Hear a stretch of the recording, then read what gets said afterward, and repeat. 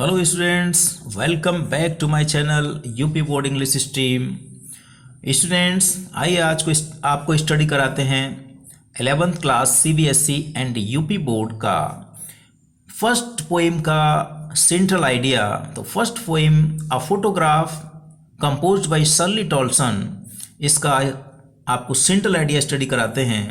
तो देखिए students, in this poem, इस पोएम में The poetess describes the three stages of human life: childhood, youth, old age that ends in death। तो इस कविता में जो कवयित्री हैं वो मानवीय जीवन की तीन अवस्थाओं का वर्णन करती हैं। तीन अवस्थाएं क्या हैं? बचपन, जवानी, बुढ़ापा, जिसका अंत मृत्यु होता है। The poetess looks at the early age photograph of her mother with her two cousins। जो कवयित्री हैं वो अपनी माँ के बचपन का फोटो देखती हैं और उनकी माँ बचपन के फोटो में अपनी दो चचेरी बहनों के साथ है।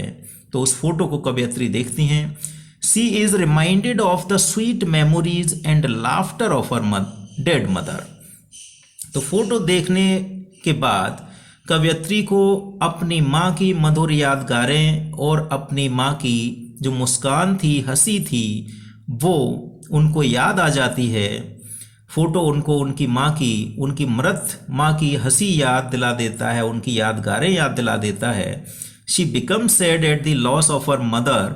वो अपनी माँ की क्षति होने पर दुखी हैं, अपनी माँ की मृत्यु पर वो दुखी हैं और उनकी हंसी जाने पर दुखी हैं।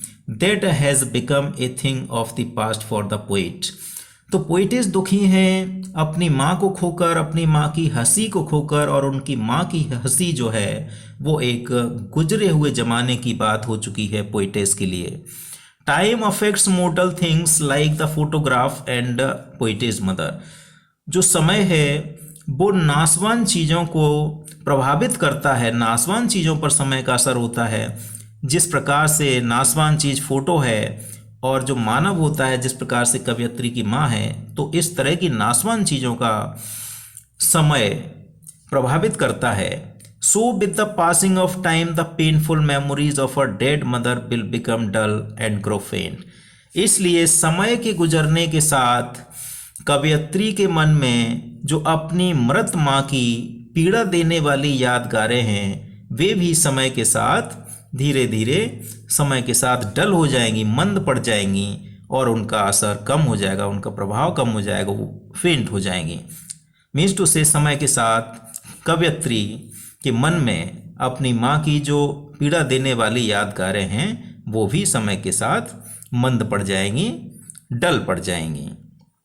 Thus the poem gives a message that human life is mortal and nature is eternal। इस प्रकार से जो पोइम है वो इस तरह का संदेश देती है कि मानवीय जीवन नश्वर है, नासवान है, और जो प्रकृति है वो सदा रहने वाली है, वो इटर्नल है। तो thank you students for watching my video.